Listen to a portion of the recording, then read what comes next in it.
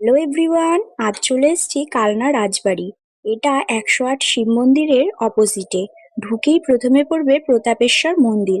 হ্যাঁ, এটাকে কেউ কেউ জলেশ্বর মন্দিরও বলে। প্রথমেই ঠাকুরকে একটা প্রণাম করে নিলাম। ভেতরে একটা শিব ঠাকুর আছে। আশেপাশে কত সুন্দর গাছপালা। এখানে একসাথে অনেকগুলো মন্দির আছে। চলো দেখে আসি। কি সুন্দর সূর্যমুখী ফুল। এখন বিকেল, সূর্য অস্ত যাচ্ছে। এই দেখো, এটা হলো অষ্টভুজাকার রাসমঞ্চ। প্রতাপেশ্বর মন্দির থেকে একটু এগিয়ে ডান দিকে এই রাসমঞ্চ। এখানের অ্যাম্বিয়েন্সটা খুব সুন্দর, চারিদিকে সাজানো গোছানো বাগান। একটু এগিয়ে গেলেই লালাজির মন্দির। মন্দিরের ভিতর রাধাকৃষ্ণের মূর্তি ছিল। প্রণাম করে নিলাম। লালাজির মন্দির থেকে বেরিয়ে ডান দিকে কৃষ্ণচন্দ্রজির মন্দির। প্রচুর মন্দির রয়েছে এখানে। এই সম্পর্কিত ডিটেলস ভিডিও যদি দেখতে চাও আমার ইউটিউব চ্যানেলে পেয়ে যাবে।